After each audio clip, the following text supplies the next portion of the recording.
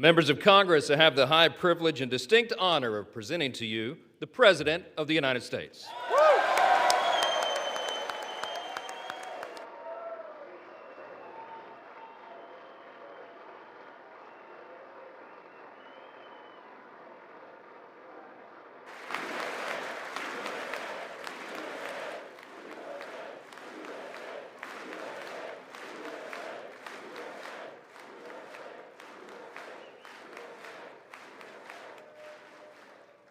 Well, thank you very much, everybody. It's really an honor. Speaker Johnson, Vice President Vance, First Lady of the United States.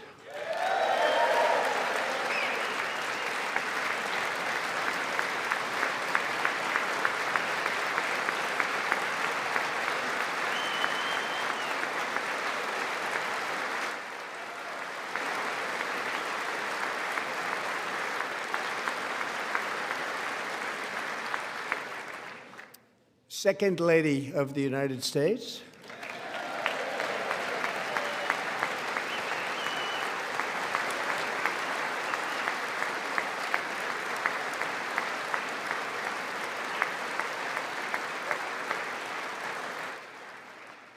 Members of Congress and my fellow Americans, our nation is back, bigger, better, richer, and stronger than ever before.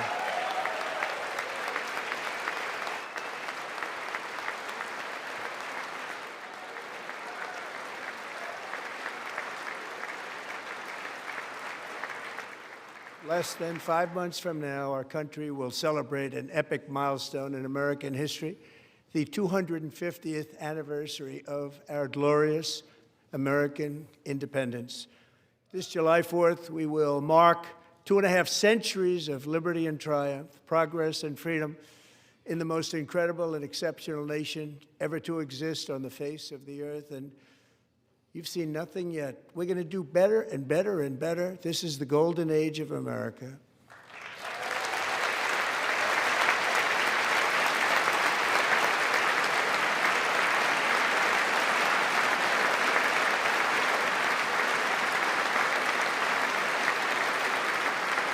When I last spoke in this chamber 12 months ago, I had just inherited a nation in crisis with a stagnant economy, inflation at record levels, a wide-open border, horrendous recruitment for military and police, rampant crime at home, and wars and chaos all over the world. But tonight, after just 1 year, I can say with dignity and pride that we have achieved a transformation like no one has ever seen before, and a turnaround for the ages. It is indeed a turnaround for the ages.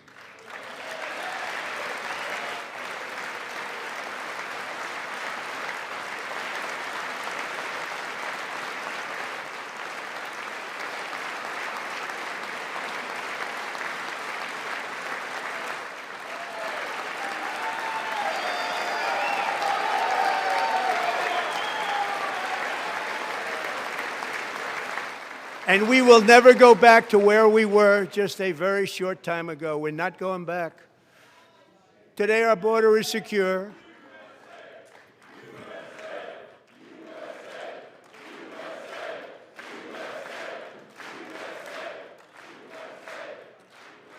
Thank you. Today, our border is secure. Our spirit is restored. Inflation is plummeting. Incomes are rising fast. The roaring economy is roaring like never before, and our enemies are scared, our military and police are stacked, and America is respected again, perhaps like never before.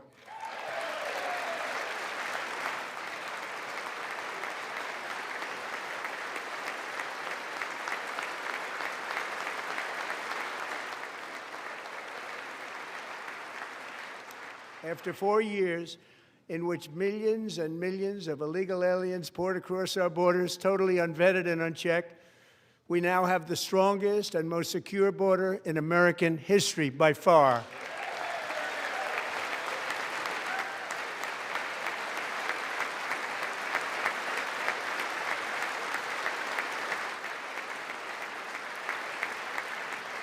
In the past 9 months, 0 illegal aliens have been admitted to the United States.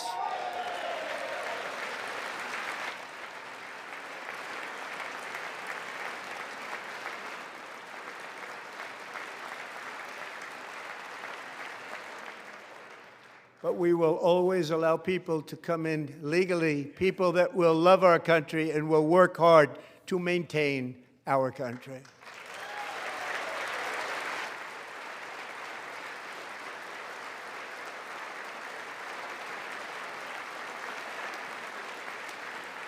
The flow of deadly fentanyl across our border is down by a record 56% in 1 year.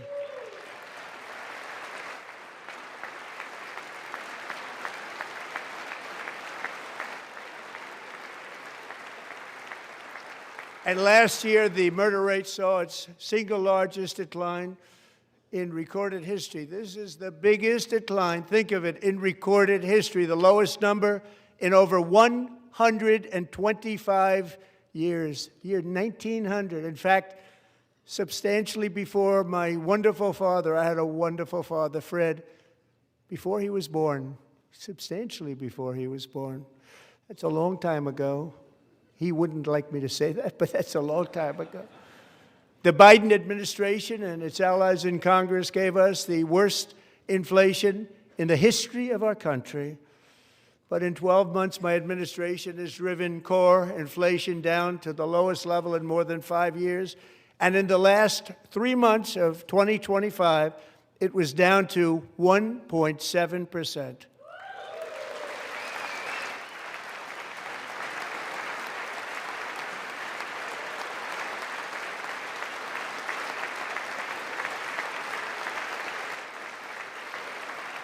Gasoline, which reached a peak of over $6 a gallon in some states under my predecessor, it was quite honestly a disaster, is now below $2.30 a gallon in most states, and in some places, $1.99 a gallon. And when I visited the great state of Iowa just a few weeks ago, I even saw $1.85 a gallon for gasoline.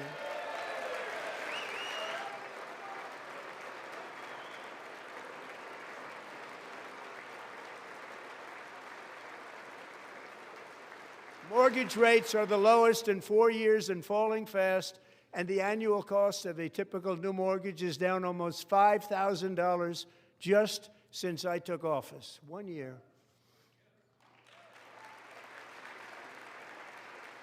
And low interest rates will solve the Biden-created housing problem while at the same time protecting the values of those people who already own a house that really feel rich for the first time in their lives. We want to protect those values. We want to keep those values up. We're going to do both. And we are going to keep it that way. The stock market has set 53 all-time record highs since the election. Think of that, 1 year. Boosting pensions, 401ks, and retirement accounts for the millions and millions of Americans. They're all gaining. Everybody's up, way up. In 4 long years, the last administration got less than $1 trillion in new investment in the United States. And when I say less, substantially less. In 12 months, I secured commitments for more than $18 trillion pouring in from all over the globe.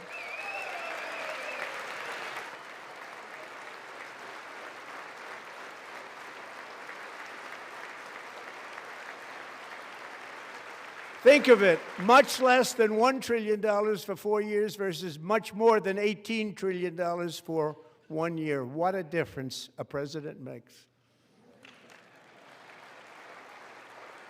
A short time ago, we were a dead country. Now we are the hottest country anywhere in the world, the hottest.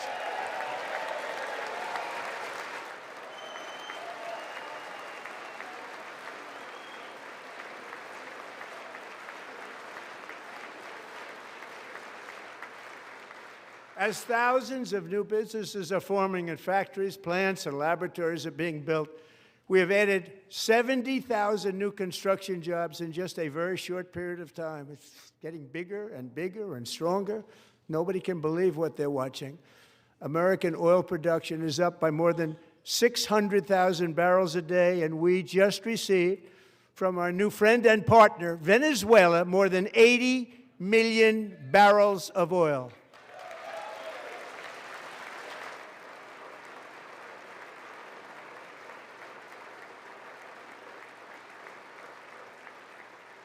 American natural gas production is at an all-time high because I kept my promise to drill, baby, drill.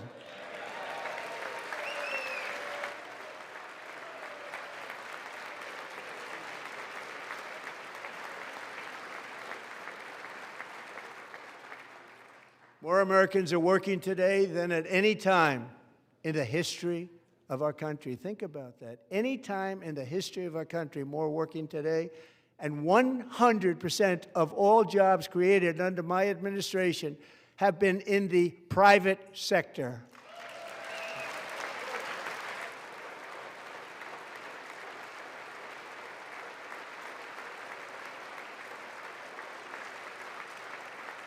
We ended DEI in America.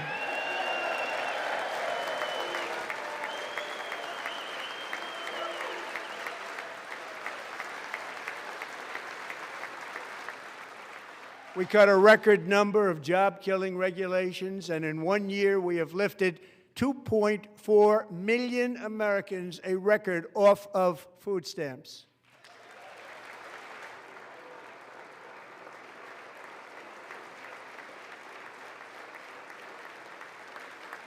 And for all of these reasons, I say tonight, members of Congress, the state of our union is strong.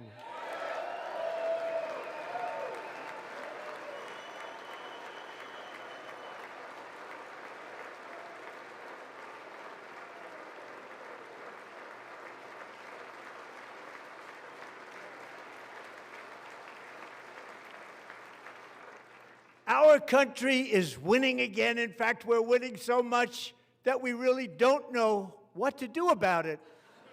People are asking me, please, please, please, Mr. President, we're winning too much. We can't take it anymore. We're not used to winning in our country. Until you came along, we're just always losing, but now we're winning too much. And I say, no, no, no, you're going to win again. You're going to win big. You're going to win bigger than ever. And to prove that point, here with us tonight is a group of winners who just made the entire nation proud. The men's gold medal Olympic hockey team. Come on in.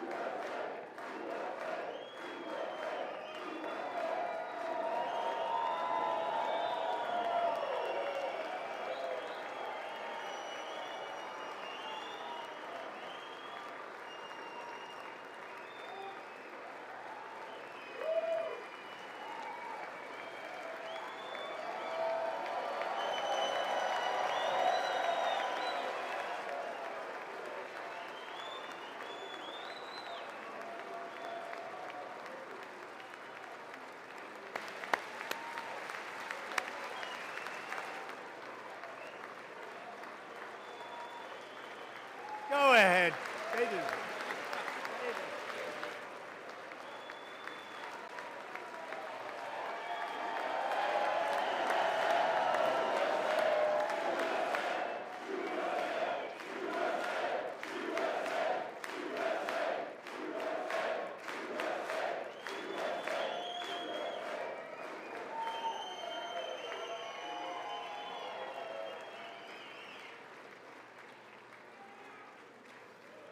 That's the first time I've ever seen them get up.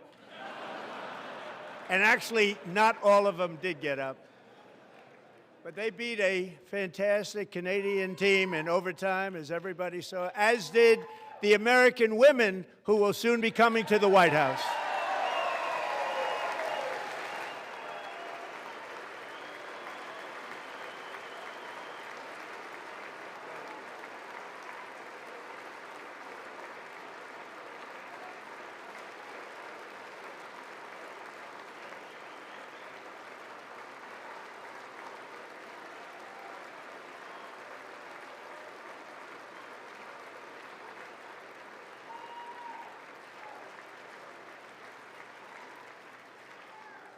They were in the Oval Office before, and I just want to say a second very big congratulations to Team USA. But I have to say that, and I told them this, and we took a vote of the team. I said, anybody votes no, I'm not doing it.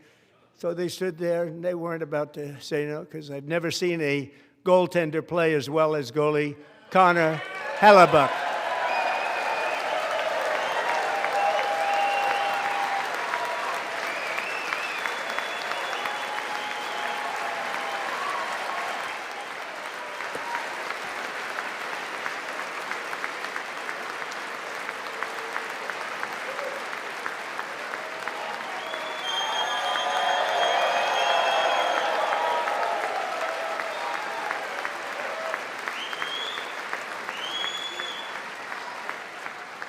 Think of it, 46 shots on goal, and I asked him, the one shot, the one where you put your stick in the back and it hit the neck of your stick and bounced off, do you practice that, or was that a little lucky?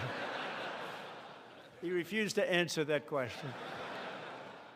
But I just want to tell you that the members of this great hockey squad will be very happy to hear, based on their vote and my vote, and in this case my vote was more important, that I will soon be presenting Connor with our highest civilian honor, which we will be given and which has been given to many athletes over the years.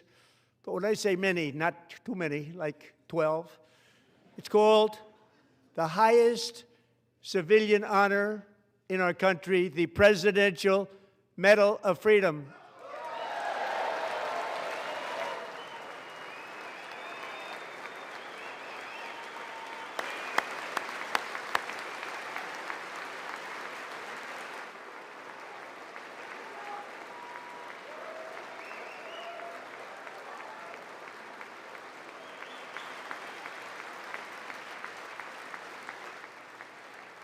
Great athletes have gotten that, very great, the best, and I thought he deserved it. And I did take a vote, every single one of them. I said, I'm not giving it if anybody goes no, and every single one of them rapidly put up their hand.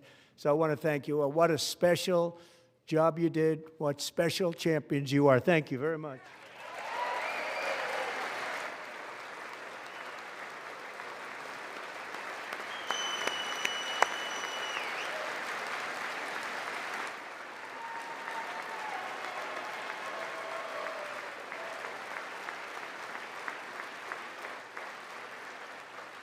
I'm also pleased to say that the next time the Olympic torch is lit, it will be here in America for the 2028 Olympics, and it's the summer version right in Los Angeles. We're going to do a good job in Los Angeles.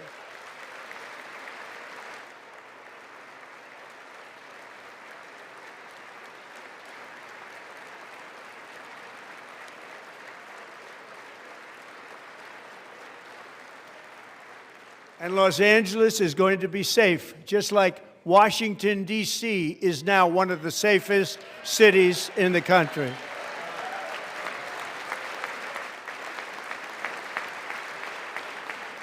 And this year, and I must say I got them both. I got them in my first term, and I was disappointed because I didn't think I'd be the president when this happened. But strange things took place. And now I've got them because I got the Olympics and I got the 2026 FIFA World Cup, and I wanted to claim the 250th, but I didn't get away with that one. I couldn't claim that one for myself. But we're getting the World Cup, so we have the World Cup and the Olympics coming, and that is exciting news.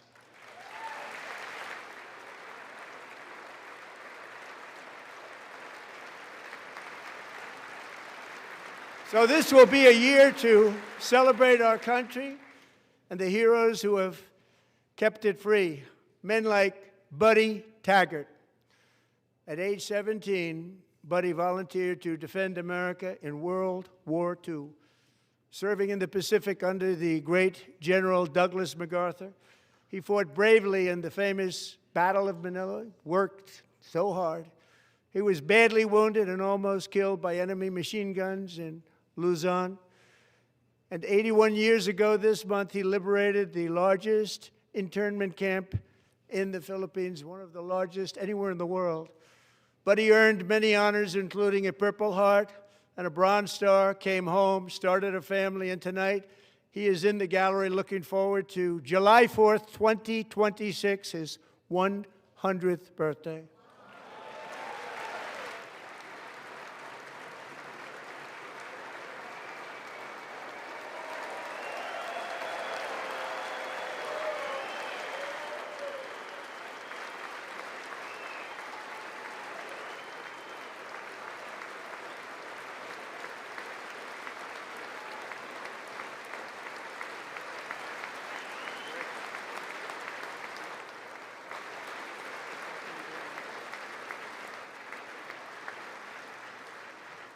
So, buddy, you're a brave man, and we salute you.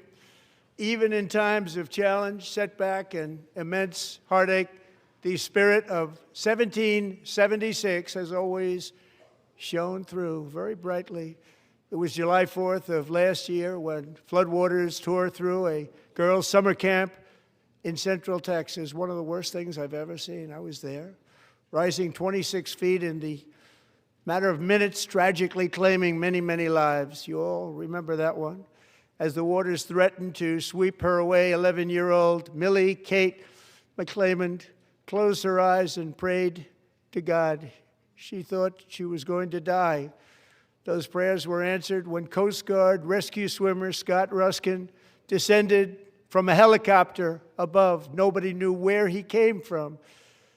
It was Scott's first ever rescue mission, a young guy, but very brave, very, very top, always top in his class. And he lifted not just Millie Kate, but 164 others to safety.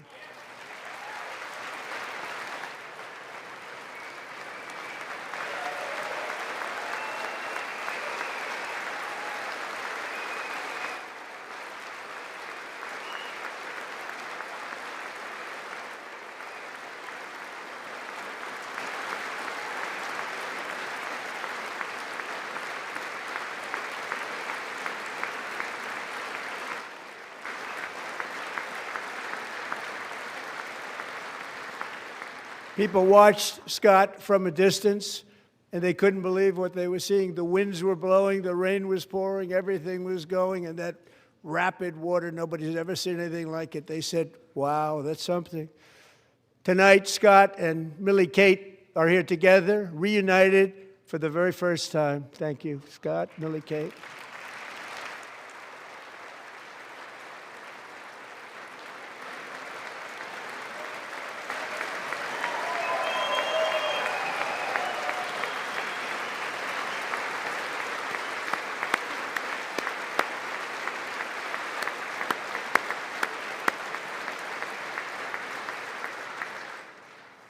And Petty Officer Ruskin, I'm pleased to inform you that I am now awarding you the Legion of Merit for extraordinary heroism, which is what it was, extraordinary heroism. Thank you.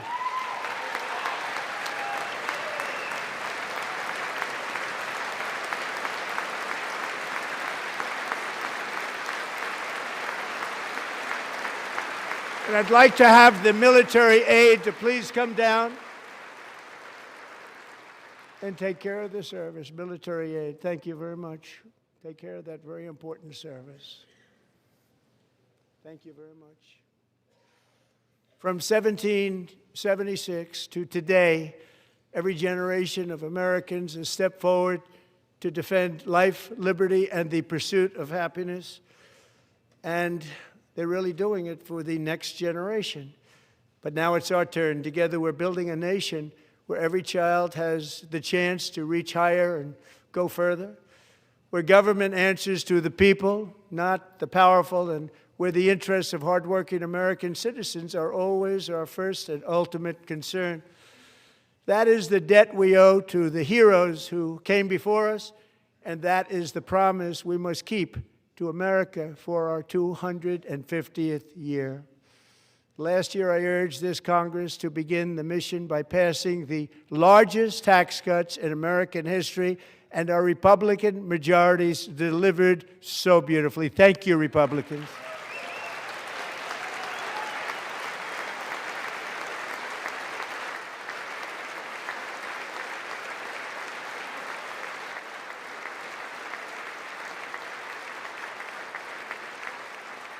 All Democrats, every single one of them, voted against these really important and very necessary massive tax cuts.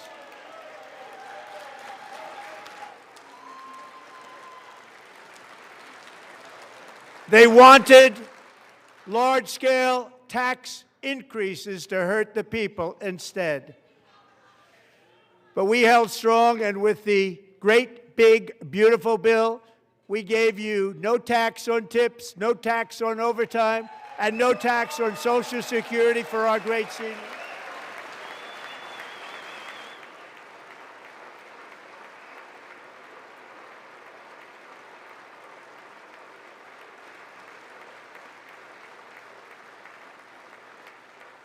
And we also made interest on auto loans tax deductible the first time, but only if the car is made in America.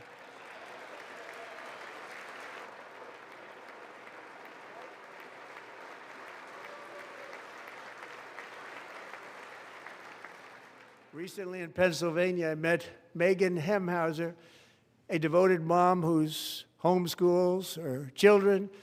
Beautiful, 2 children. During the day while waiting tables at night as her husband works overtime operating very heavy equipment. Megan is here this evening and she's happy to tell you that she is so much richer because with no tax on tips, no tax on overtime, and our expanded child tax credit done again by Republicans, Megan and her husband will take home more than $5,000 extra just for the year, cutting her tax bill in more than half.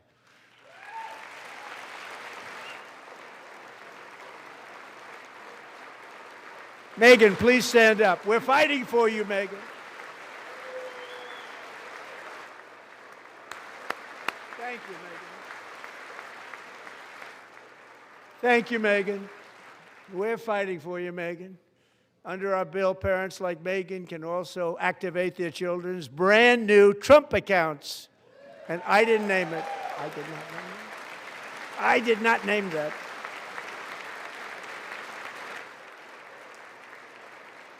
Nobody believes me, but I did not name it. It was named by a very tall man sitting right there in the third row. Nice man, a good man.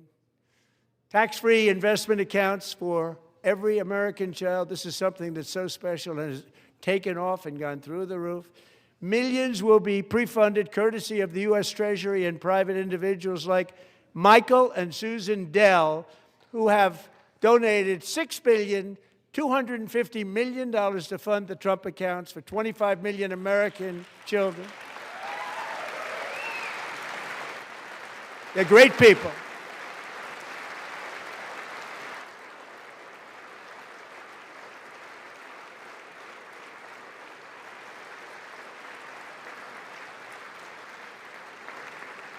You know, I asked Michael Dell, how do you make all that money? He said, well, I just sat on my dorm in school, and I made computers, and I'd sell them to people.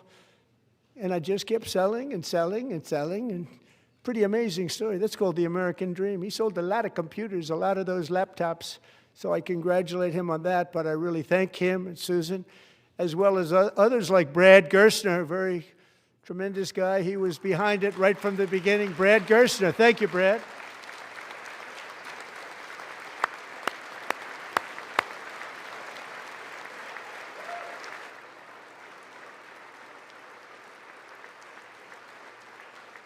So with modest additional contributions, these young people's accounts could grow to over $100,000 or more by the time they turn 18. Think of it. How much money is that for somebody that started with nothing? Over 100,000, could be much more than that. To make this investment in our children's future, go to trumpaccounts.gov, trumpaccounts.gov. And a lot of people are doing it. It's setting every record in the book. It's popular. They knew what it was going to take. I'm so proud of them. I'm so proud of the people that got it started. And now it's just taken off. One of the primary reasons for our country's stunning economic turnaround, the biggest in history, where the Dow Jones broke 50,000 4 years ahead of schedule, and the S&P hit 7,000, where it wasn't supposed to do it for many years, were tariffs. I used these tariffs, took in hundreds of billions of dollars to make great deals for our country, both economically and on a national security basis. Everything was working well. Countries that were ripping us off for decades are now paying us hundreds of billions of dollars. They were ripping us so badly, you all know that. Everybody knows it. Even the Democrats know it. They just don't want to say it. And yet these countries are now happy, and so are we. We made deals. The deals are all done. And they're happy. They're not making money like they used to, but we're making a lot of money. There was no inflation, tremendous growth, and the big story was how Donald Trump called the economy correctly, and 22 Nobel Prize winners in economics didn't. They got it totally wrong. They got it really wrong. And then just 4 days ago, an unfortunate ruling from the United States Supreme Court. It just came down. It came down. Very unfortunate ruling. But the good news is that almost all countries and corporations want to keep the deal that they already made, right, Scott? Knowing that the legal power that I, as president, have to make a new deal could be far worse for them, and therefore they will continue to work along the same successful path that we had negotiated before the Supreme Court's unfortunate involvement. So despite the disappointing ruling, these powerful country-saving, it's saving our country, the kind of money we're taking in, peace-protecting. Many of the wars I settled was because of the threat of tariffs. I wouldn't have been able to settle them without. Will remain in place under fully approved and tested alternative legal statutes. And they have been tested for a long time. They're a little more complex, but they're actually probably better, leading to a solution that will be even stronger than before. Congressional action will not be necessary. It's already time-tested and approved. And as time goes by, I believe the tariffs paid for by foreign countries will, like in the past, substantially replace the modern-day system of income tax, taking a great financial burden off the people that I love.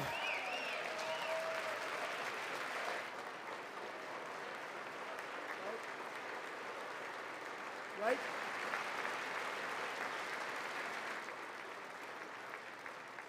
Moving forward, factories, jobs, investment, and trillions of dollars will continue pouring into the United States of America because we finally have a president who puts America first. I put America first. I love America.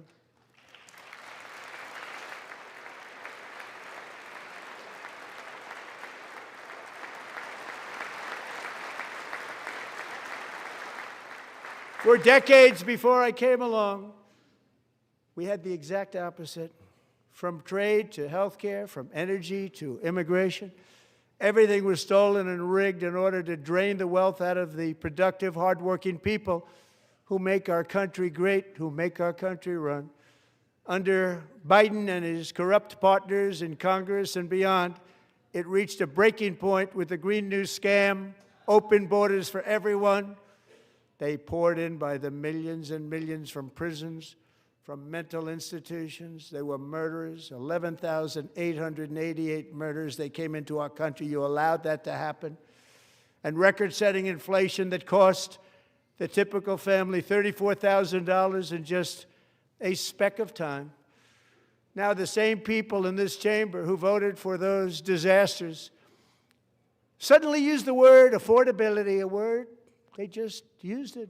Somebody gave it to them, knowing full well that they caused and created the increased prices that all of our citizens had to endure. You caused that problem. You caused that problem.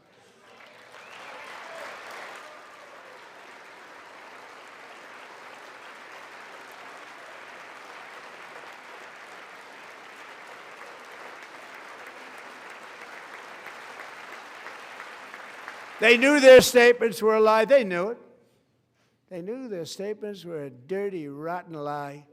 Their policies created the high prices Our policies are rapidly ending them. We are doing really well. Those prices are plummeting downward.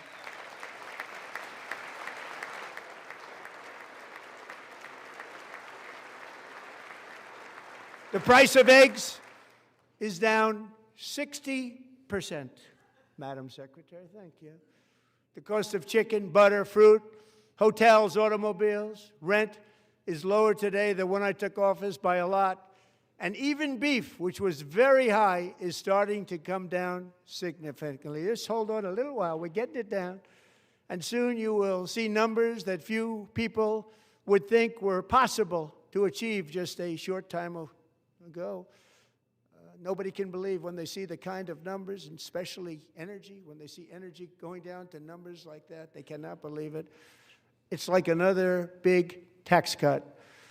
I'm also confronting one of the biggest ripoffs of our times, the crushing cost of health care caused by you.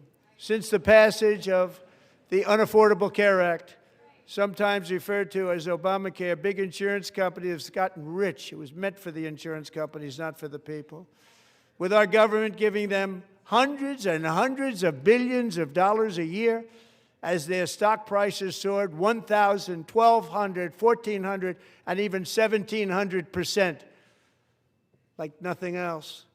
That's why I introduced the great health care plan. I want to stop all payments to big insurance companies and instead give that money directly to the people so they can buy their own health care, which will be better health care at a much lower cost.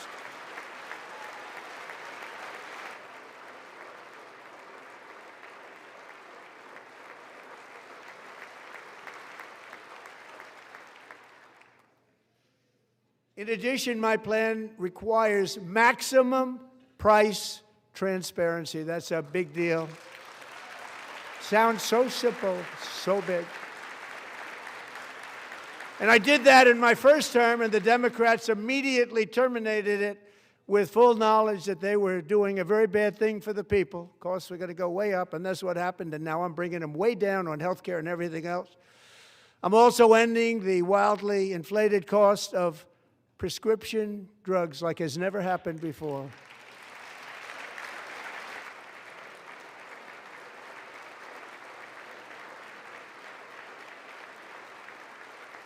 Other presidents tried to do it, but they never could. They tried.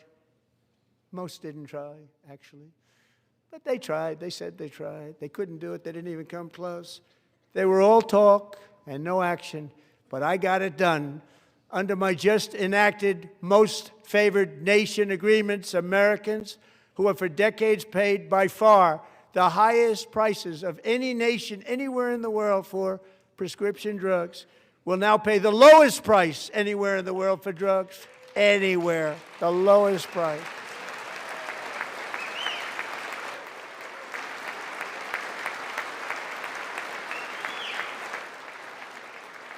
So in my first year of the second term, should be my third term, but strange things happen. I took prescription drugs, a very big part of health care, from the highest price in the entire world to the lowest. That's a big achievement. The result is price differences of 300, 400, 500, 600% and more, all available right now at a new website called TrumpRx.gov. And I didn't name that one either, by the way.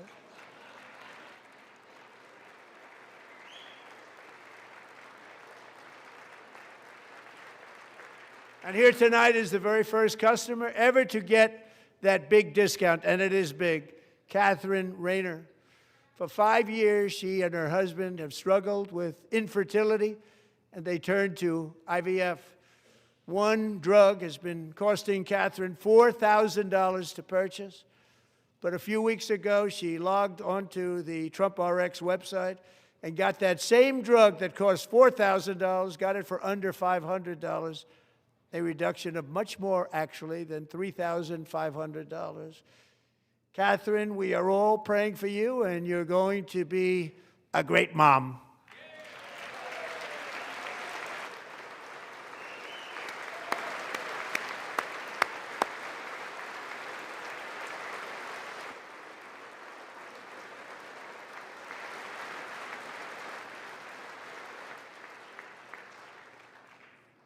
So now I'm calling on Congress to codify my most favored nation program into law. Now, the one thing, I'm not sure it matters because it's going to be very hard for somebody that comes along after me to say, let's raise drug prices by 700 or 800%.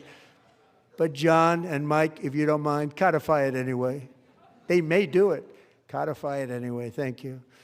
Many Americans are also concerned that energy demand from AI data centers could unfairly drive up their electric utility bills.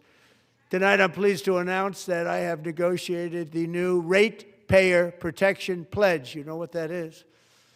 We're telling the major tech companies that they have the obligation to provide for their own power needs. They can build their own power plants as part of their factory so that no one's prices will go up. And in many cases, prices of electricity will go down for the community and very substantially down. This is a unique strategy never used in this country before. We have an old grid. It could never handle the kind of numbers, the amount of electricity that's needed. So I'm telling them they can build their own plant. They're going to produce their own electricity. It will ensure the company's ability to get electricity while at the same time lowering prices of electricity for you, and could be very substantial for all of you cities and towns. You're going to see some good things happen over the next number of years. Another pillar of the American dream that has been under attack is home ownership. With us tonight is Rachel Wiggins, a mom of two from Houston. She placed bids on 20 homes and lost all of those bids to gigantic investment firms that bypassed inspection, paid all cash, and turned those houses into rentals, stealing away her American dream. She was devastated. Stories like this are why last month I signed executive order to ban large Wall Street investment firms from buying up in the thousands single-family homes.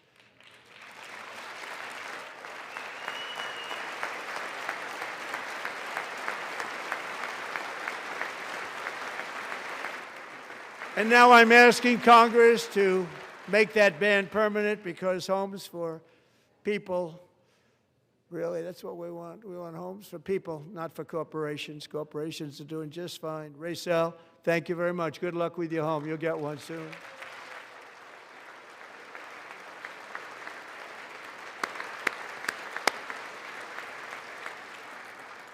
We're also working to make it easier for Americans to save for retirement.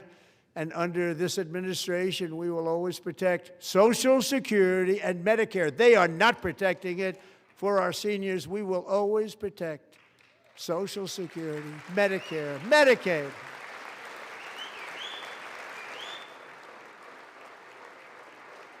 Since I took office, the typical 401k balance is up by at least $30,000. That's a lot of money. We have millions and millions of people, because the stock market has done so well, setting all those records. Your 401ks are way up. Yet half of all of working Americans still do not have access to a retirement plan with matching contributions from an employer. To remedy this gross disparity, I'm announcing that next year my administration will give these often forgotten American workers, great people, the people that built our country, access to the same type of retirement plan offered to every federal worker. We will match your contribution with up to $1,000 each year. As we ensure that all Americans can profit from a rising stock market, let's also ensure that members of Congress cannot corruptly profit from using insider information.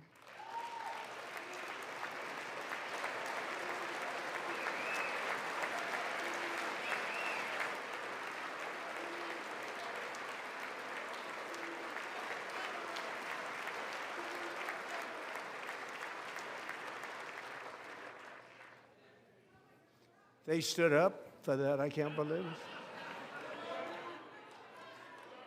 I can't believe it. Did Nancy Pelosi stand up if she's here? Doubt it. Pass the Stop Insider Trading Act without delay.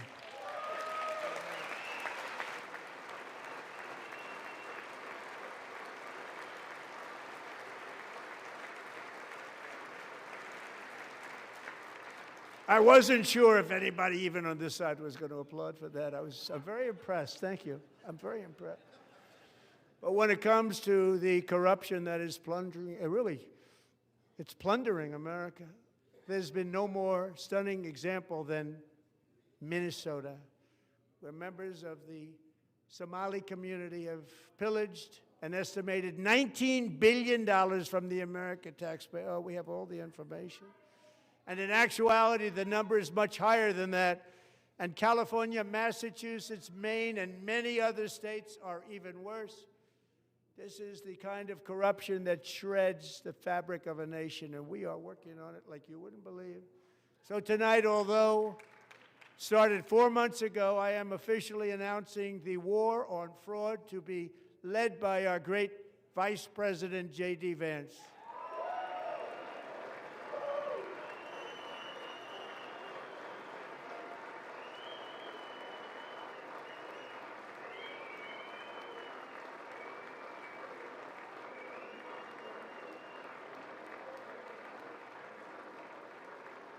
He'll get it done.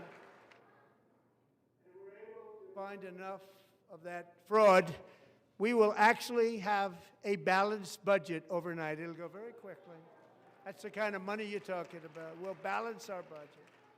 The Somali pirates who ransacked Minnesota remind us that there are large parts of the world where corruption and lawlessness are the norm, not the exception. Importing these cultures through unrestricted immigration and open borders brings those problems right here to the USA. And it is the American people who pay the price in higher medical bills, car insurance rates, rent, taxes, and perhaps most importantly, crime. We will take care of this problem. We're going to take care of this problem. We are not playing games. Delilah.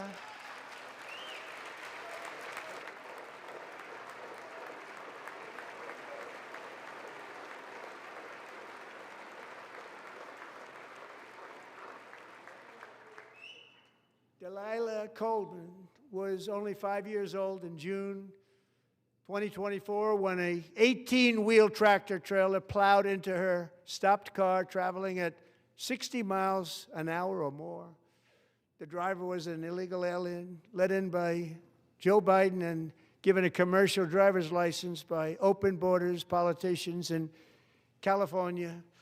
Doctors said Delilah would never be able to walk or talk, have a good life. She wouldn't even be able to eat again. But against all odds, she is now in the first grade learning to walk. And she's here this evening with her dad, Marcus, a fantastic man. Delilah, please, you are a great inspiration. Please stand up.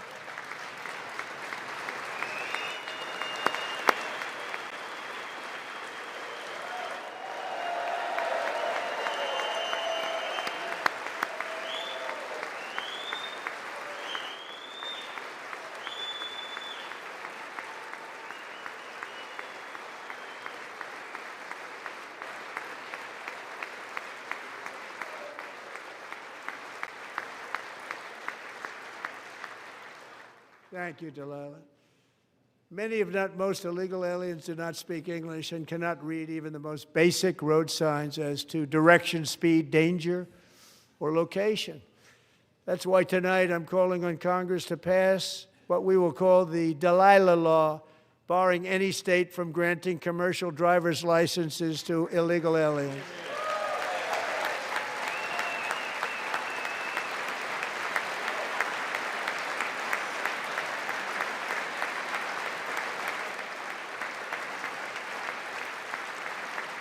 And yesterday, as you probably saw at the White House, I hosted a ceremony with Americans who lost their treasured loved ones to the scourge of illegal immigration. People came into our country, how we allowed this to happen with our open borders. These are the angel moms and families that for decades our government betrayed and our media totally ignored. It was terrible. Hard to believe, actually. In 2023, a 16-year-old high school cheerleader named Elizabeth Medina was supposed to perform in her town's Christmas parade, but she never arrived. Her mother, Jacqueline, went home to look for her, and she found her lying dead in a bathtub, bleeding profusely after being stabbed 25 times. Lizbeth's killer was a previously arrested illegal alien who had broken in and brutally extinguished the brightest light in her family's life, violently and viciously. Her heartbroken mother is in the gallery to remind everyone in this chamber exactly why we are deporting illegal alien criminals to our country at record numbers, and we're getting them the hell out of here fast. We don't want them.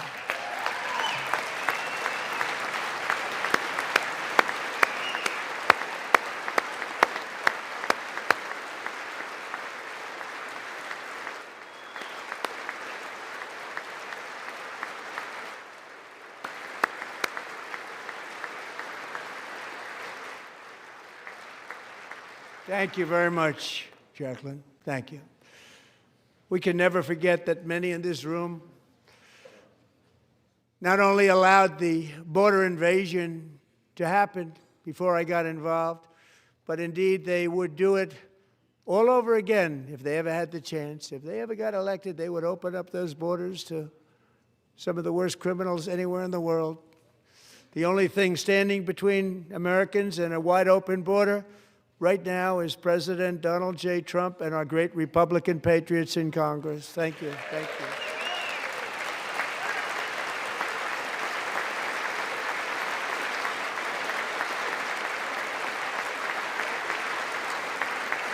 As we speak, Democrats in this chamber have cut off all funding for the Department of Homeland Security. It's all cut off.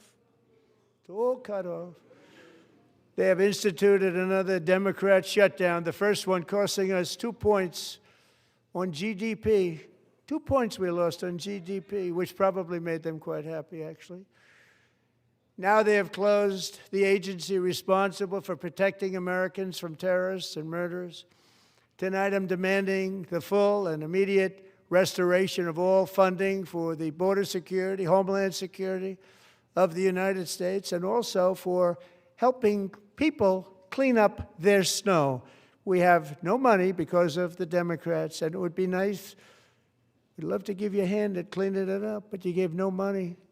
Nobody's getting paid. It's a shame. So you have to think about it. We have, in case you didn't know, a pretty large snowstorm out there. One of the great things about the State of the Union is how it gives Americans the chance to see clearly what their representatives really believe. So tonight I'm inviting every legislator to join with my administration in reaffirming a fundamental principle. If you agree with this statement, then stand up and show your support. The first duty of the American government is to protect American citizens, not illegal aliens.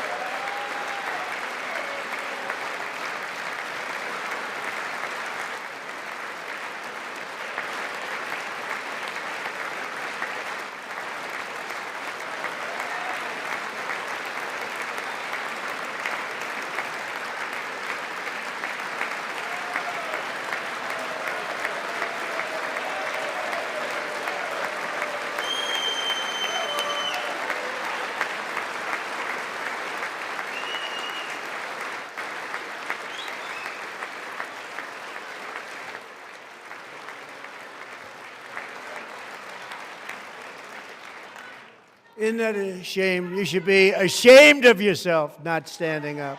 You should be ashamed of yourself. That is why I'm also asking you to end deadly sanctuary cities that protect the criminals and enact serious penalties for public officials who block the removal of criminal aliens. In many cases, drug lords, murderers all over our country, they're blocking the removal of these people out of our country, and you should be ashamed of yourself.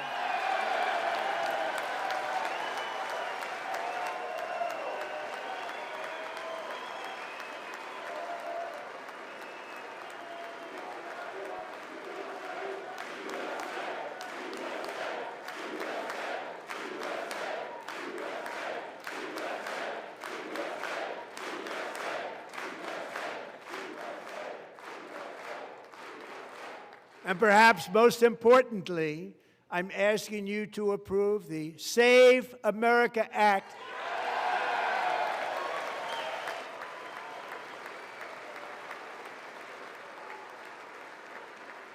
To stop illegal aliens and others who are unpermitted persons from voting in our sacred American elections. That cheating is rampant in our elections. It's rampant. It's very simple. All voters must show voter ID.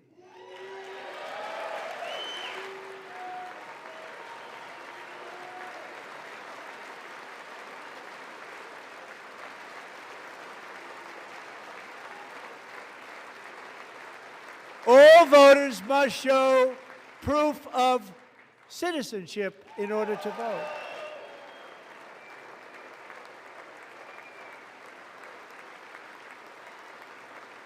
And no more crooked mail-in ballots except for illness, disability, military, or travel. None. And this should be an easy one. And by the way, it's polling at 89%, including Democrats. 89%.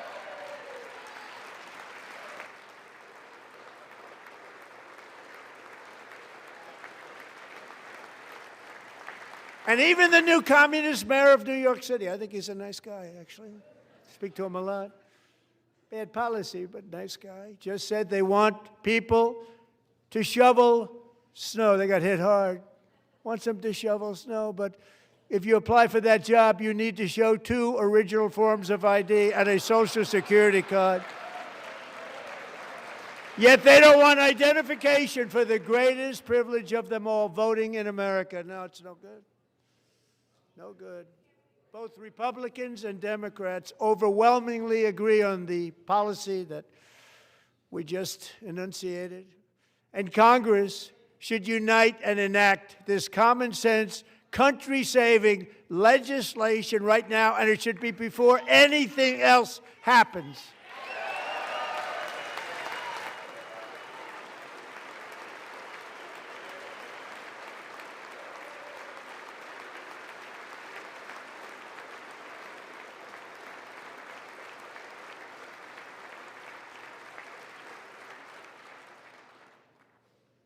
And the reason they don't want to do it, why would anybody not want voter ID? One reason, because they want to cheat. There's only one reason. They make up all excuses. They say it's racist. They come up with things, you almost say, what imagination they have. They want to cheat. They have cheated. And their policy is so bad that the only way they can get elected is to cheat. And we're going to stop it. We have to stop it, John.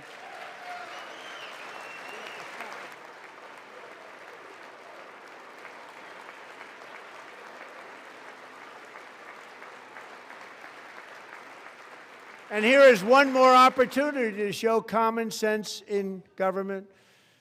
In the gallery tonight are Sage Blair and her mother, Michelle. In 2021, Sage was 14 when school officials in Virginia sought to socially transition her to a new gender, treating her as a boy and hiding it from her parents. Hard to believe, isn't it? Before long, a confused Sage ran away from home after she was found in a horrific situation in Maryland A left-wing judge refused to return Sage to her parents because they did not immediately state that their daughter was their son. Sage was thrown into an all-boys state home and suffered terribly for a long time.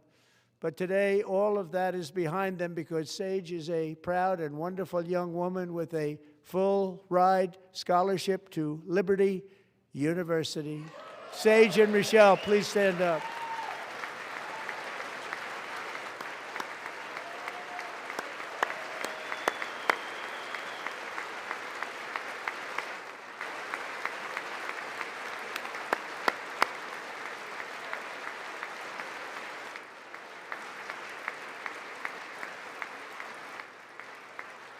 And thank you for your great bravery. And who can believe that we're even speaking about things like this?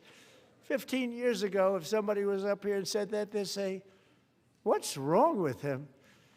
But now we have to say it because it's going on all over numerous states without even telling the parents. But surely we can all agree no state can be allowed to rip children from their parents' arms and transition them to a new gender against the parents' will. Who would believe that we're even talking about this?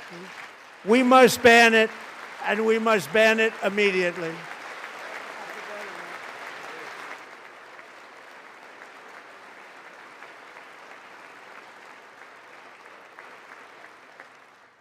Look, nobody stands up. These people are crazy, I'm telling you. They're crazy.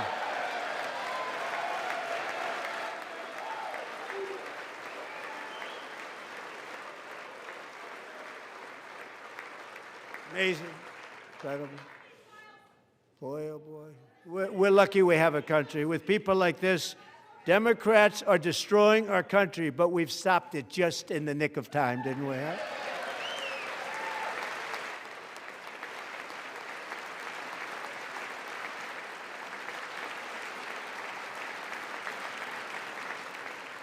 No one cares more about protecting America's youth than our wonderful First Lady, now a movie star. She's a movie star. Can you believe it? Who would have believed that?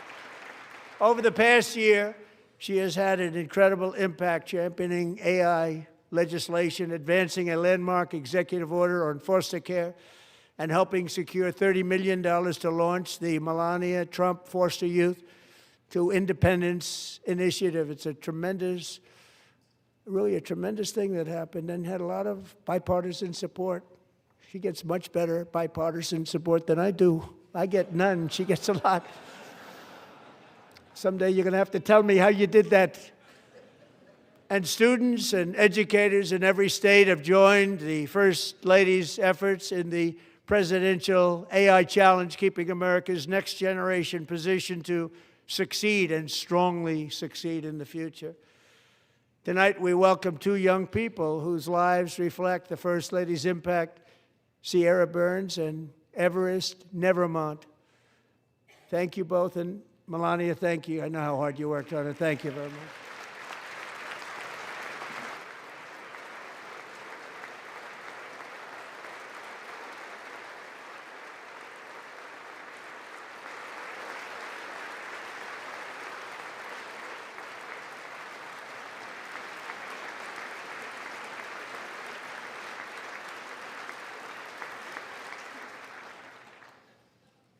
I'm very proud to say that during my time in office, both the first 4 years and in particular this last year, there has been a tremendous renewal in religion, faith, Christianity, and belief in God. Tremendous renewal.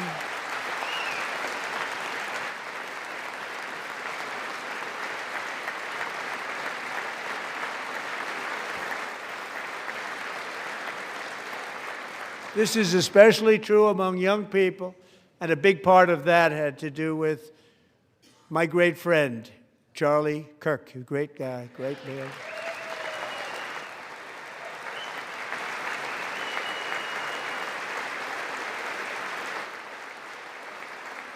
So last year, Charlie was violently murdered by an assassin and martyred, really martyred for his beliefs. His wonderful wife, Erica, is with us tonight. Erica, please stand.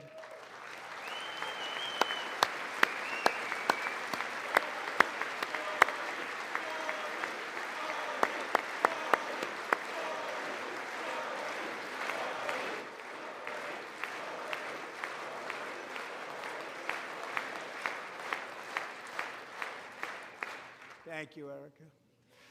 Been through a lot. In Charlie's memory, we must all come together to reaffirm that America is one nation under God, and we must totally reject political violence of any kind.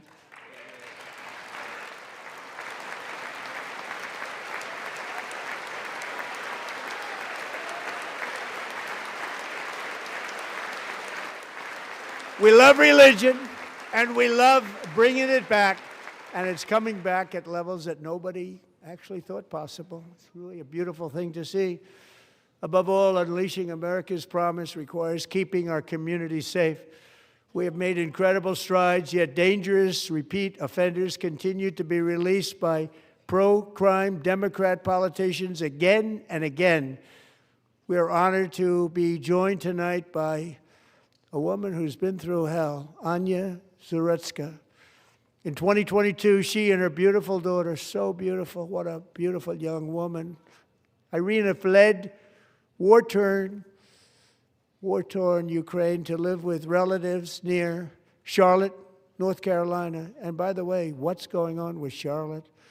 Last summer, 23-year-old Irina was riding home on the train when a deranged monster who had been arrested over a dozen times and was released through no cash bail, stood up and viciously slashed a knife through her neck and body.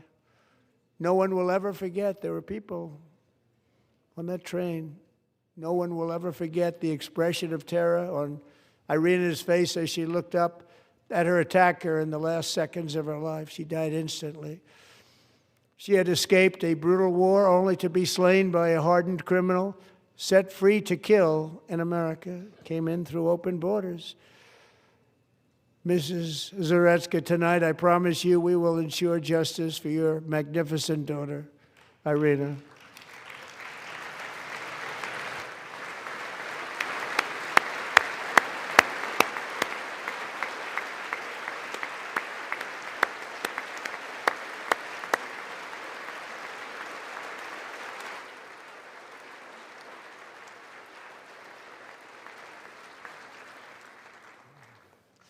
How do you not stand? How do you not stand? I'm asking this Congress to pass tough legislation to ensure that violent and dangerous repeat offenders are put behind bars, and importantly, that they stay there.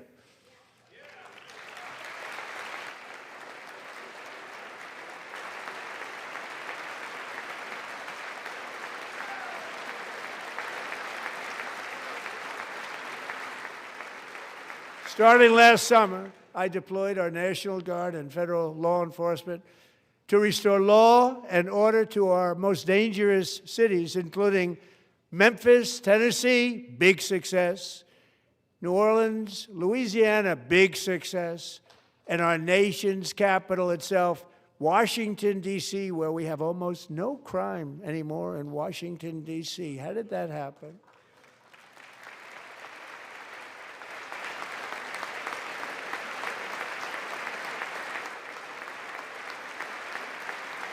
In fact, crime in Washington is now at the lowest level ever recorded, and murders in D.C. this January were down close to 100% from a year ago.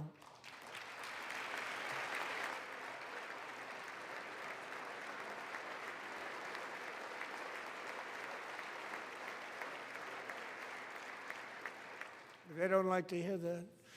One of the brave service members who helped achieve this stunning turnaround was 20-year-old West Virginia Army National Guard Specialist Sarah Beckstrom. After a 4-month deployment, she voluntarily extended her service, and her rank was going to be lifted. She was doing so well. They were so proud of her. But the very next day, she was on patrol near the White House when she was ambushed and shot in the head by a terrorist monster from Afghanistan. Shouldn't have been in our country.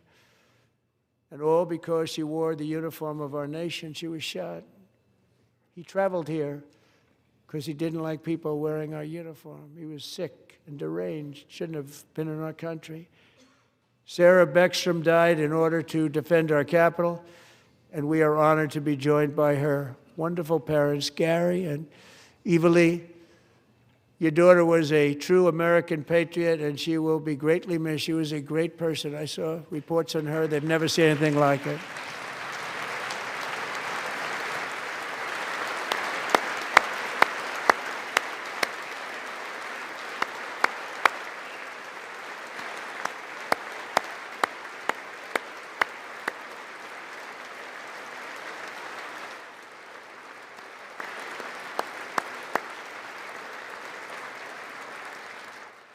So sorry. Thank you very much. She's a great young lady. I saw reports that were like, perfect. She was perfect. Serving alongside Sarah that day was Staff Sergeant Andrew Wolf. The terrorist shot Andrew in the head, and no one thought he could possibly make it. The two of them, Sarah and Andrew, both shot violently in the head. Neither was expected to make it. They weren't even given a chance, except his wonderful mother, named Melody, who I spoke to the same night. And she was so positive.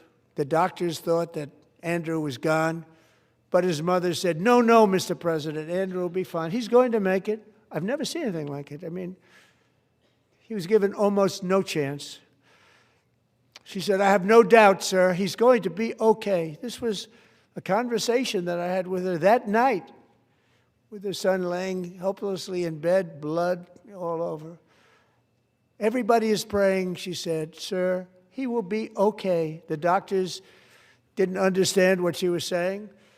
And after looking at the results of the damage done, neither did I. She was so strong and conclusive that even Andrew's great father felt she didn't really understand the gravity of the situation. But she turned out to be right. Right, Melody? She turned out to be right.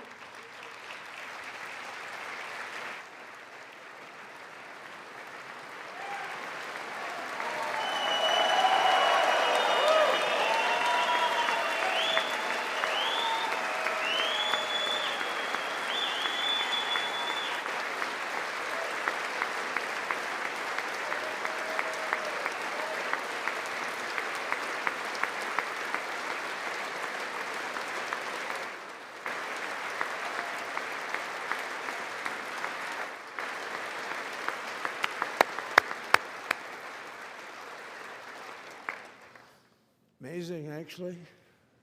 I said, where does this woman come from? She's the most positive person I've ever met. With God's help, Andrew has battled back from the edge of death, and we're talking about the edge of death, on his way to a miraculous recovery. He's got a little work to do, but he's doing great. Nice to see you. He's a good-looking guy. Nice to see you. Thanks, Andrew. Thank you very much.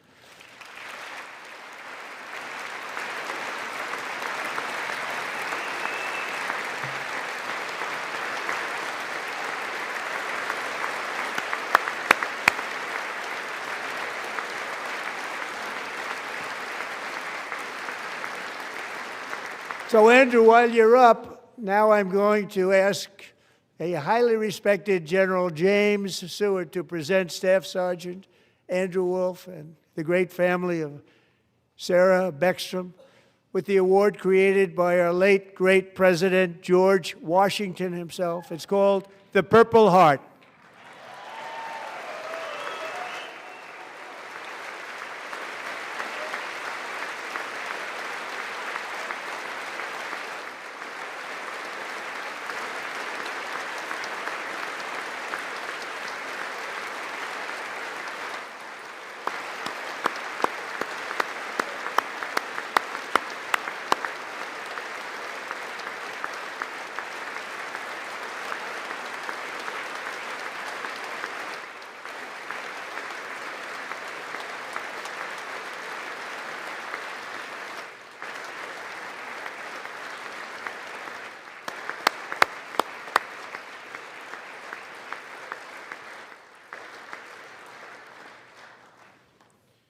We love you all.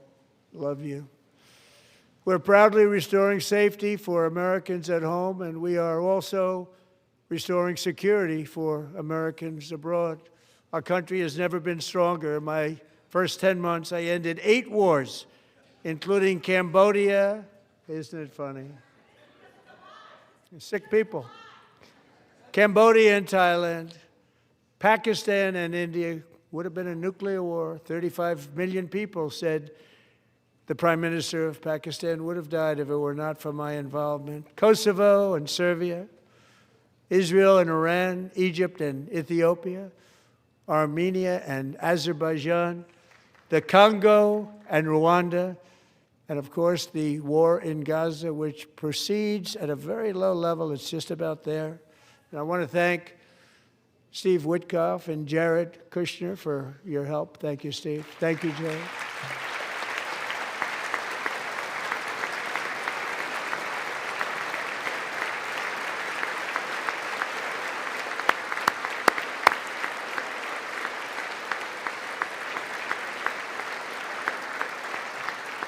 And I also want to thank the man they report to, Secretary of State Marco Rubio. Thank you, Marco.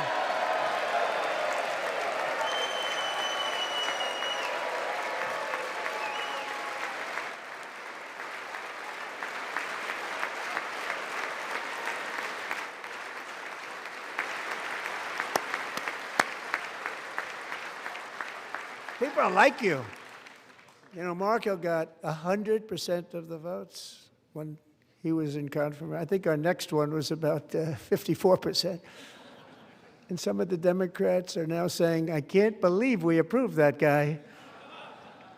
And he said it's an honor that they feel that way, right, Marco? You have done a great job, great Secretary of State. I think he'll go down as the best ever.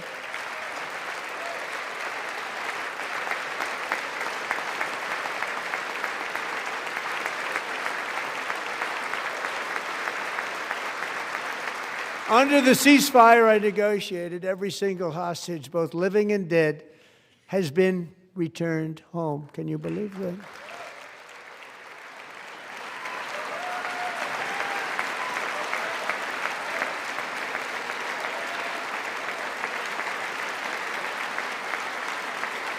Nobody thought it was possible. Nobody thought that was possible. Both living and dead. And those parents who had a dead son, their boy, they'd always tell me their boy, they wanted him as much as though he were living. It was an amazing period of time. And they came back, and when we got all of the living hostages back, and many, many before them, but I always said those last 20 are going to be very tough, but we got many, many more, hundreds. But I said those last 20 are going to be tough. We got them back. But we only got back 14 or 15 of the dead of the 28. And believe it or not, Hamas worked along with Israel, and they dug and they dug and they dug. It's a tough thing to do, going through bodies all over, passing up 100 bodies sometimes for each one that they found. Tough job. And they finally got it back to 27. And then Steve and Jared, they got it back to 28. They found all 28. Nobody thought that was possible, but we did it. And I remember the family of the 28th. They were so grieved, but they were so happy as it's possible to be. They had their boy back. The mother said, "Sir, we have our boy back." What a period of time that was, but we got them all back. So thank you both very much. Great job.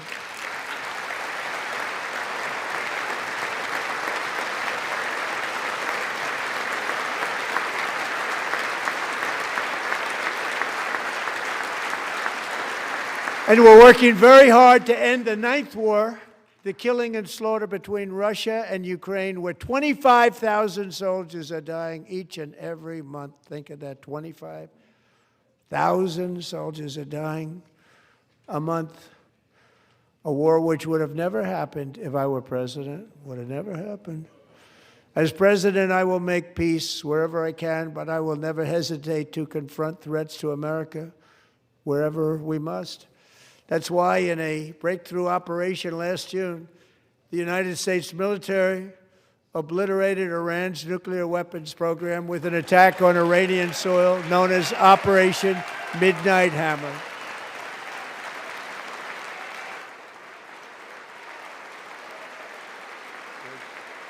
Good.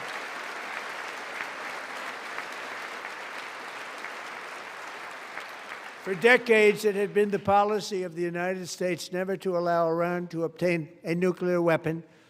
Many decades. Since they seized control of that proud nation 47 years ago, the regime and its murderous proxies have spread nothing but terrorism and death and hate. They've killed and maimed thousands of American service members and hundreds of thousands and even millions of people with what's called roadside bombs. They were the kings of the roadside bomb. And we took out Soleimani. I did that during my first term. Had a huge impact. He was the father of the roadside bomb.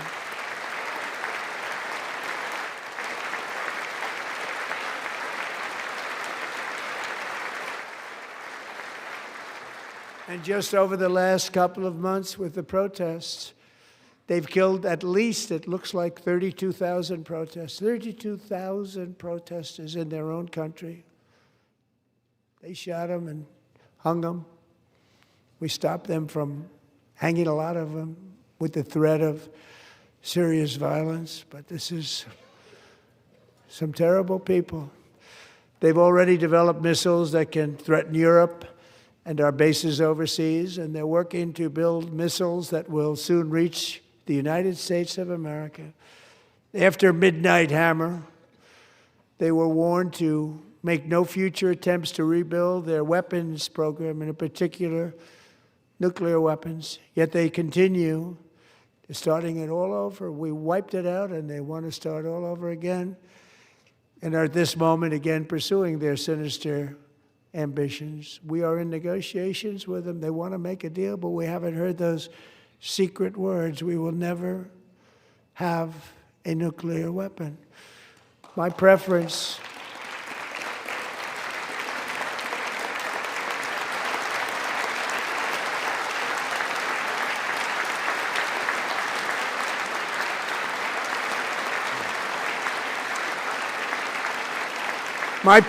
is to solve this problem through diplomacy. But one thing is certain, I will never allow the world's #1 sponsor of terror, which they are by far, to have a nuclear weapon. Can't let that happen.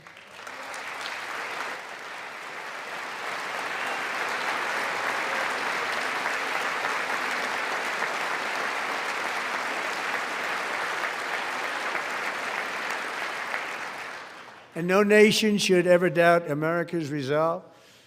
We have the most powerful military on earth. I rebuilt the military in my first term.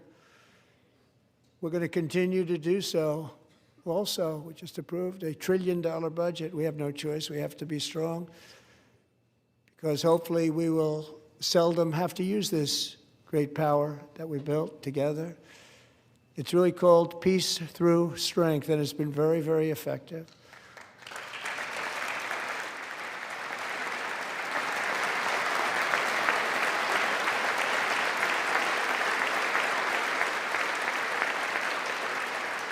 So thanks to Republicans in Congress who are investing that record number of dollars, have no choice, in the United States Armed Forces.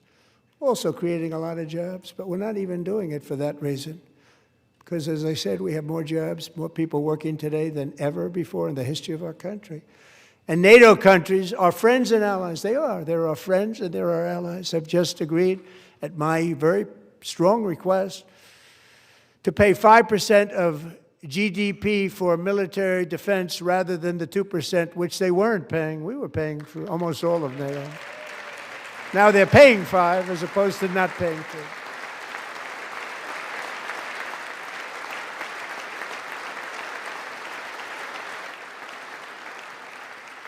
And getting that 5% was something which everyone said would never be done, could not happen. We got it really easily with one meeting.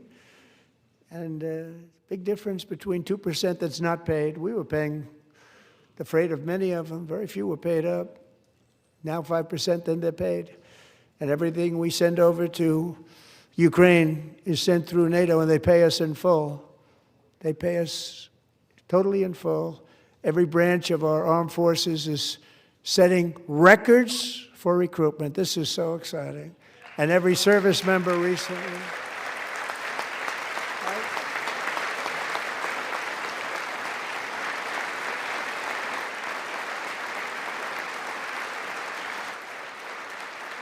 And every service member recently received a warrior dividend of $1,776.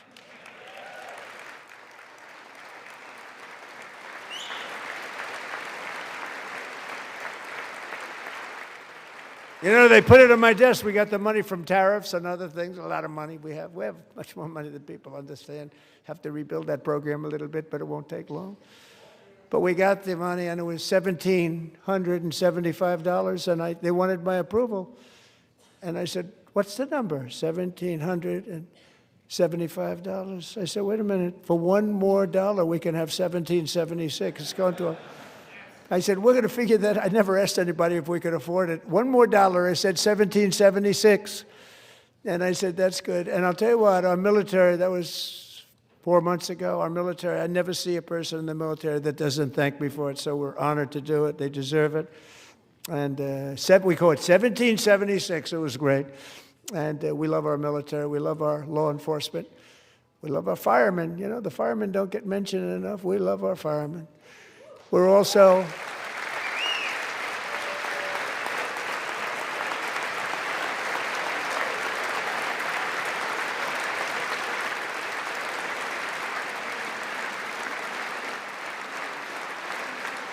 We're also restoring American security and dominance in the Western Hemisphere, acting to secure our national interests and defend our country from violence, drugs, terrorism, and foreign interference. For years, large swaths of territory in our region, including large parts of Mexico, really large parts of Mexico, have been controlled by murderous drug cartels.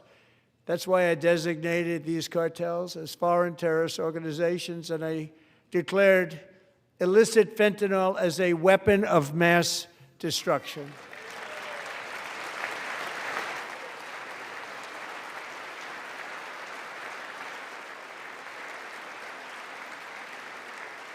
And with our new military campaign, we have stopped record amounts of drugs coming into our country and virtually stopped it completely coming in by water or sea. You probably noticed that.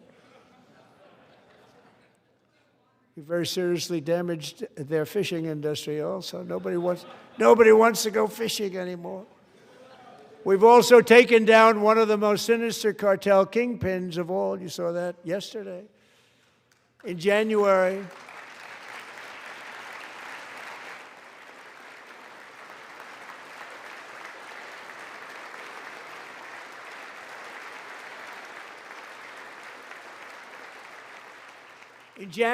elite American warriors carried out one of the most complex, spectacular feats of military competence and power in world history. No one's seen anything like it. Foreign leaders, I won't tell you who, called me and they said, very impressive, very good.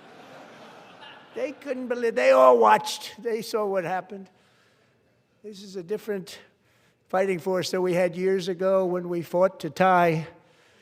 You know, it's a great fighting force. I'm so proud of it. Look at Space Force. Space Force is my baby, because we did that. My baby, it's becoming so important.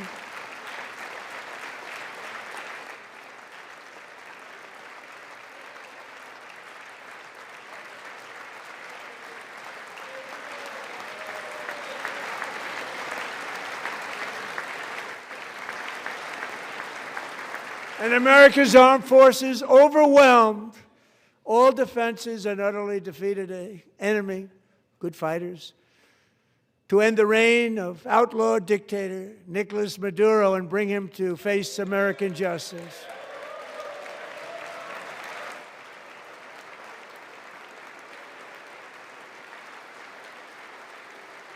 And this was an absolutely colossal victory for the security of the United States, and it also opens up a bright new beginning for the people of Venezuela. We're working closely with the new president of Venezuela, Delcy Rodriguez, to unleash extraordinary economic gains for both of our countries and to bring new hope to those who have suffered so terribly. They really did suffer. With us tonight is Alejandro Gonzalez. She grew up in a tight-knit Venezuelan family and was especially close to her beloved uncle Enrique. But after Enrique ran for office and opposed Maduro, he was kidnapped by Maduro's security forces and thrown into the regime's really infamous prison in Caracas. Alejandro feared she would never see her uncle again. She feared for her own life also. But since the raid, we have worked with the new leadership, and they have ordered the closure of that vile prison and released hundreds of political prisoners already, with more to come. Alejandro, I'm pleased to inform you that not only has your uncle been released, but he is here tonight. We brought him over to celebrate his freedom with you in person. Enrique, please come down.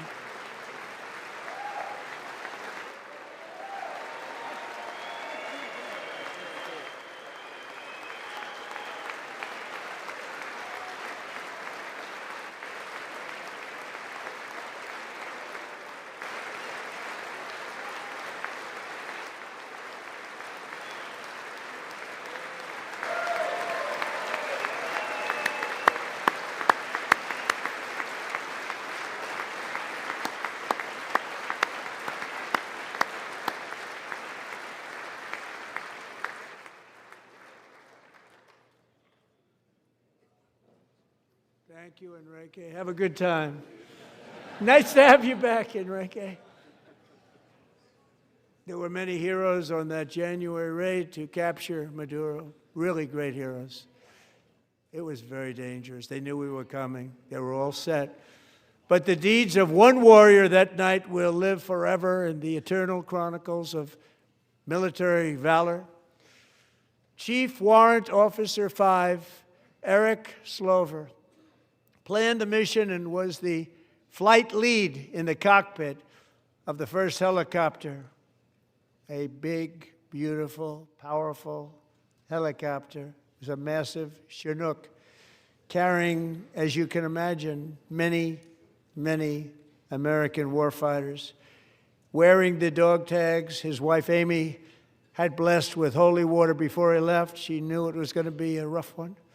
Eric steered the Chinook under the cover of night and descended swiftly upon Maduro's heavily protected military fortress. This was a major military installation, protected by thousands of soldiers and guarded by Russian and Chinese military technology. How did that work out? Not too good. While preparing to land, enemy machine guns fired from every angle, and Eric was hit very badly in the leg and hip, one bullet after another. He absorbed 4 agonizing shots, shredding his leg into numerous pieces. And yet, despite the fact that the use of his legs was vital to successful helicopter flight, legs are the most important part of flying a helicopter, to deliver the many commandos who would capture and detain Maduro was the only thing Eric was thinking about. Then, even as he was gushing blood, which was flowing back down the aisle, helicopter lands at a steep angle. The machine gun stood right in front of him. They were right in front of him, 2 machine gunners who escaped the wrath of the previous planes. Eric maneuvered his helicopter with all of those lives and souls to face the enemy and let his gunners eliminate the threat. Turned the helicopter around so the gunners could take care of business, saving the lives of his fellow warriors from what could have been a catastrophic crash deep in enemy territory.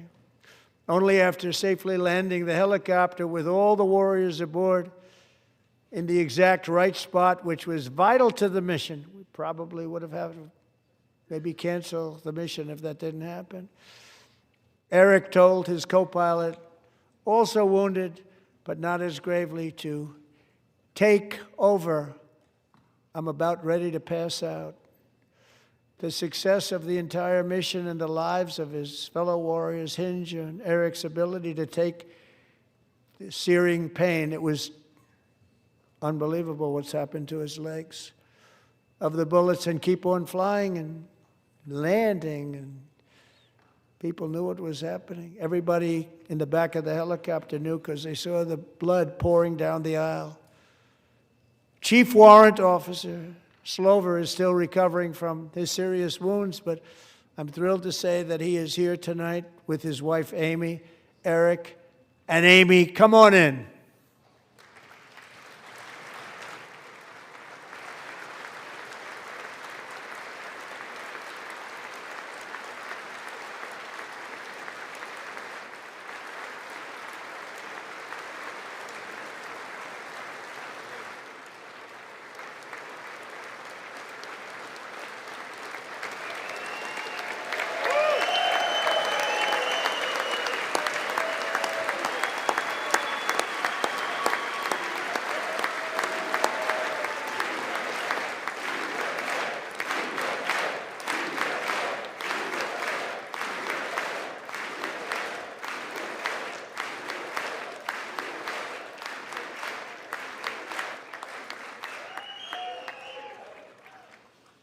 So we have a surprise for Eric and Amy. In recognition of Eric's actions above and beyond the call of duty, I would now like to ask General Jonathan Braga to present Chief Warrant Officer Slover with our nation's highest military award, the Congressional Medal of Honor.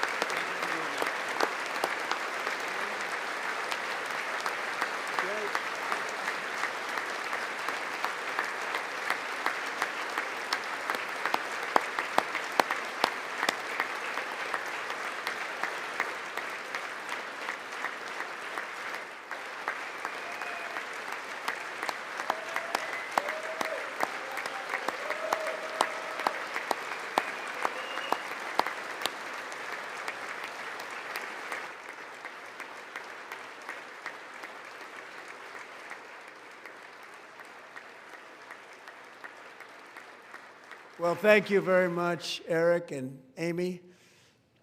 Great to get to know you. I met with them and with a lot of their fellow warriors at Fort Bragg recently. You notice the name Fort Bragg, we have it back, we brought it back. We won the First World War with it, the Second World War with it, and then they decided to change the name. So we changed it back. Everybody wanted to change back too. And 10 of Eric's fellow warriors from that incredible night of victory will also be receiving medals at a private ceremony that will soon be held at the White House, and Eric will be there.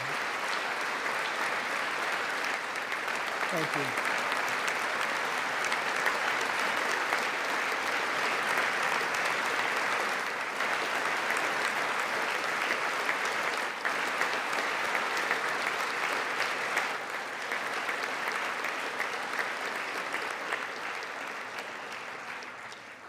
Thank you, Eric.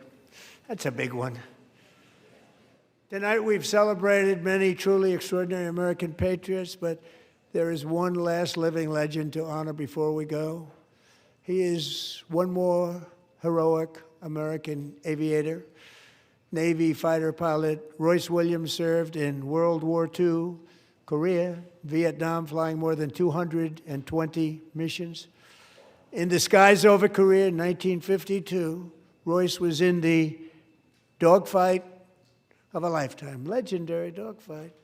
Flying through blizzard conditions, his squadron was ambushed by 7 Soviet fighter planes. It was his first aerial combat of the war, and despite being massively outnumbered and outgunned, Royce led the takedown of 4 enemy jets and almost destroyed the others, vanquishing his adversaries while taking 263 bullets to his own plane and being seriously hurt. His story was secret for over 50 years. He didn't even want to tell his wife, but the legend grew and grew. But tonight, at 100 years old, this brave Navy captain is finally getting the recognition he deserves. He was a legend long before this evening. Royce, please stand up, and I will ask the First Lady of the United States to present Captain Royce Williams with his Congressional Medal of Honor.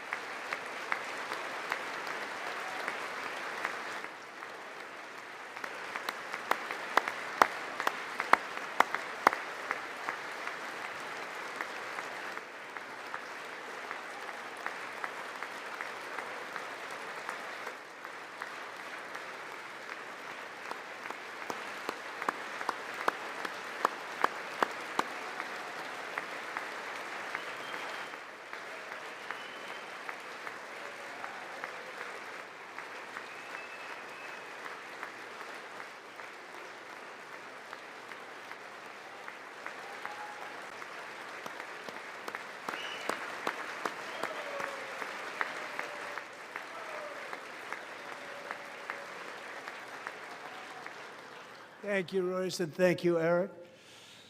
I've always wanted the Congressional Medal of Honor, but I was informed I'm not allowed to give it to myself, and I wouldn't know why I'd be taking it, but if they ever open up that law, I will be there with you someday. But you know, that's our highest honor, Congressional Medal of Honor, and that's a big thing, and it's an honor to be in the same room with you. Thank you both very much, Eric. Thank you.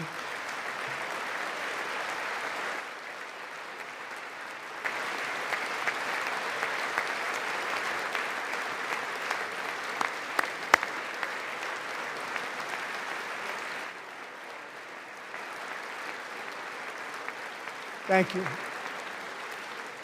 250 years is a long time in the life of a nation, but in another sense, it's really a mere moment in the eye of history.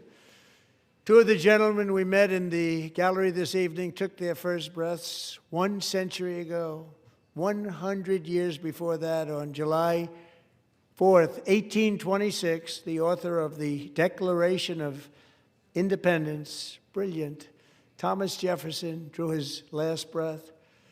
Just a single long human lifespan separates the giants who declared and won our independence from the heroes who stand among us tonight. Everything our nation has done, everything we have achieved, has been the work of those few great lifetimes. In those brief chapters, Americans built this nation from 13 humble colonies into the pinnacle of human civilization and human freedom, the strongest, wealthiest, most powerful, most successful nation in all of history. Americans ventured out across the daunting and dangerous continent. We carved paths through an unforgiving wilderness, settled a boundless frontier, and tamed the beautiful but very, very dangerous Wild West. From empty marshes and wide open plains, we raised up the world's greatest cities. Together, we mastered the world's mightiest industries and shattered history's monstrous tyrannies. And we liberated millions from the chains of fascism, communism, oppression, and terror. Americans lifted humanity into the skies on the wings of aluminum and steel, and then we launched mankind into the stars on rockets powered by sheer American will and unyielding American pride. We wired the globe with our ingenuity. We captivated the planet with American culture. And now we are pioneering the next great American breakthroughs that will change the entire world. All of this and so much more is the enduring legacy, unmatched glory of the hardworking patriots who built and defended this country and who still carry the hopes and freedoms on all of humanity's backs. For years they were forgotten, betrayed, and cast aside. But that great betrayal is over, and they will never be forgotten again. Because when the world needs courage, daring, vision, and inspiration, it is still turning to America. And when God needs a nation to work his miracles, he knows exactly who to ask. There is no challenge Americans cannot overcome, no frontier too vast for us to conquer, no dream too bold for us to chase, no horizon too distant for us to claim. For our destiny is written by the hand of providence, and these first 250 years were just the beginning. From the rugged border towns of Texas to the heartland villages of Michigan, from the sun-kissed shores of Florida to the endless fields of the Dakotas, and from the historic streets of Philadelphia to right here in our nation's capital, Washington, D.C., the golden age of America is upon us. The revolution that began in 1776 has not ended. It still continues because the flame of liberty and independence still burns in the heart of every American patriot. And our future will be bigger, better, brighter, bolder, and more glorious than ever before. Thank you, God bless you, and God bless America.